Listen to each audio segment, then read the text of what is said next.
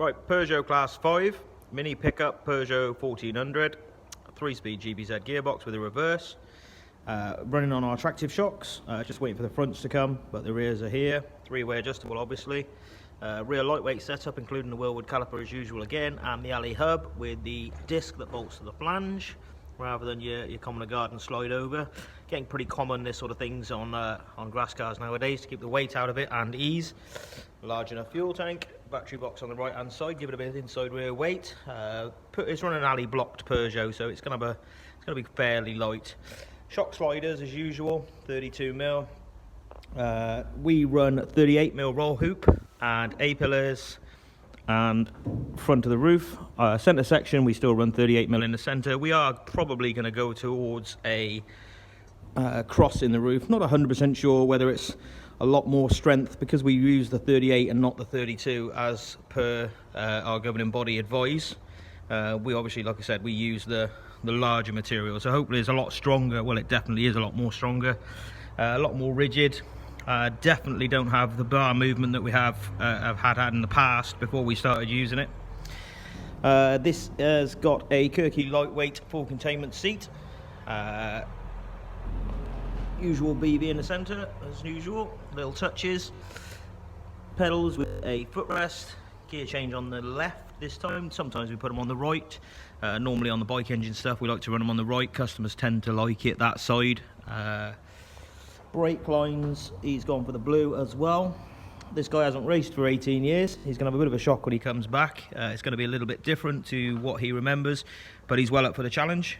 He's a former champion in the off-road racing series with a Polaris for the last couple of years, so he's not a novice by any stretch of the imagination, and a former national champion in our sport, but like I said, many years ago. Front is basically the same setup as the specials that I showed you on a Class 9 earlier on. Alley steering rack, same setup on the front, try and keep it all the same, that way spares are readily available off the shelf, no issues with people worrying about where to get parts from. Steering arms the same. Again, in case you didn't watch the 9 video, this is a welded on Boss but with a thread inside, so basically that whole system's 30 quid. And this area here, this section here, which is the bit that normally bends, breaks or snaps or whatever if you have a real big one. I doubt whether you will snap this stainless, but they are 15 quid, so easy enough to change. And a bit cheaper as well, obviously, like I say. It's just our dummy shock on here at the moment whilst we're waiting for our tractors to come. We've gone back to sliders on the front. We went away from it for a couple of years, and now we've come back to it again, but using 25mm bar, 25mm sliders. Not really a lot of weight in the front of these. And it just works really nicely with the way we do our front frames on a saloon, opposed to the way we do them on a special. As probably the eagle-eyed will notice, we run a larger or a longer bracket on the front, shorter bracket on the back. That's just for the taper in the chassis. We have a taper in the chassis because we use the same geometry as the special, but obviously we just want to get the arm round a little bit more, and it actually does shorten the wheelbase slightly as well, which is what we wanted. Moving on round, class. This bar here, this extra one here, which is different. Other companies, other car builders do put them the other way. Sometimes they put them from here down. I think it's just a case of if you've had a big crash and you know where they bend on your chassis, you will take the structure into your chassis and put the bar where you think it should be. There's no set way of doing it. There's no real way there's no real way of knowing where it's going to bend on a chassis. Every roll is different. Every crash is different. You know, you just got to strengthen things up where you think it might be. We've done it this way because it triangulates in this area here, obviously, which is you have to have this bar into the rule book, but then it triangulates down here as well and down to the floor. This area of the floor we have had in a major crash slightly pick up slightly, and I'm talking like, you know, 5-6 mil maybe in a big crash. So we've obviously strengthened it by putting a bar from there to there in 32. We used to connect through here, here, here and here down through the door bars, but we found customers wanted to change door bars in the winter or something if they've had a big crash, and they were just an absolute it was hardship, shall we say, to change them. So we've gone back this way and that way. They're really easy to change now in the winter if you want to keep on top of your car. He's going to run a 5-point harness, which is off these positions here, and then obviously through the back and over a bar as they have to in a saloon. Radiator will mount off these lugs here, which we're just waiting for, and this one off the top of here. Big fire shield, 3mm all the way up.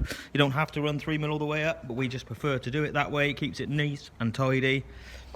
His switches will be off here, and then we also have another dash panel that will come off the side to run his dash on, and just keeps everything in eye line, so therefore any issues with oil lights or any warning lights that come on, then obviously it's straight in his eyes so he can see it, or the customer can see it, female or male. Again, roller, we put these on every one of our cars now, just because, you know, we don't want any hassles. We don't want stupid things happening like cable snapping, etc, etc. Still waiting for a master cylinder to come. We've just gone slightly bigger on this one again, as opposed to what we just put on the 9.